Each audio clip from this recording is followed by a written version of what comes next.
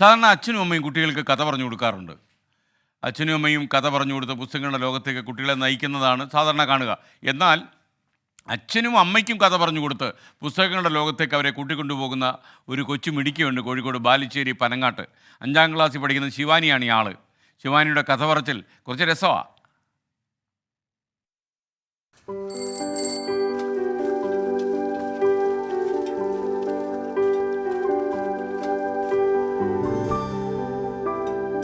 പുറകിൽ പുസ്തകവും മുന്നിൽ ശിവാനിയുമായുള്ള സൈക്കിളിന്റെ യാത്ര വീട്ടിലേക്കാണ്.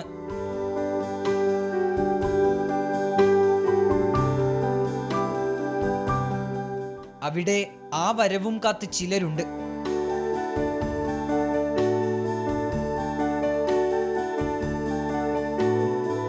പിന്നെ ശിവാനി കഥ പറഞ്ഞു തുടങ്ങും. എനിക്ക് പുതിയൊരു ബുക്ക് കിട്ടിയിട്ടുണ്ട്, പറഞ്ഞാലോ? കഥ വായിച്ചാലോ? ജന്മന സംസാരശേഷിയും കേൾവിശക്തിയുമില്ലാത്ത തൻ്റെ അച്ഛനും അമ്മയ്ക്കും വേണ്ടി. കറുത്ത മേലങ്കി ധരിച്ച അവർ വടിയുടെ സഹായത്തോടെ ഇഴഞ്ഞു വലിഞ്ഞാണ് നടന്നിരുന്നത്.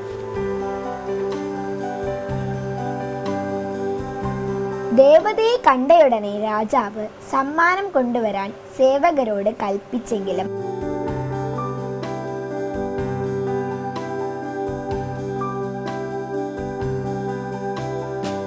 കഥ കേൾക്കാൻ തിരക്കുകൂട്ടുന്ന അച്ഛനും അമ്മയുമാണ് ശിവാനിയെ വായനക്കാരിയാക്കിയത്, കഥ പറച്ചിലുകാരിയാക്കിയത്. ഞാൻ ഒരുപാട് ബുക്സ് ഇങ്ങനെ വാങ്ങിക്കൊണ്ടിരിക്കും.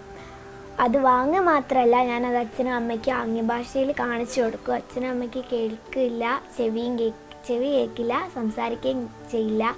അപ്പോൾ അതവർക്ക് ഒരുപാട് ഇഷ്ടമാണ്. ഞാൻ ആംഗ്യഭാഷയിൽ കാണിക്കുകയും ചെയ്യും.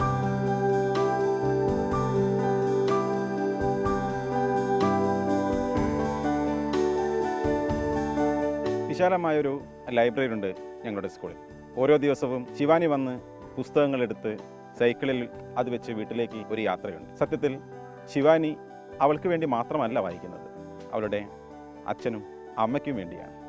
ബഷീറും MTയും മാധവിക്കുട്ടിയുമെല്ലാം ശിവാനിയുടെ വായനാലോകത്തുണ്ട്. ഒപ്പം ശിവാനിയിലൂടെ ഈ അച്ഛൻ്റെയും അമ്മയുടെയും.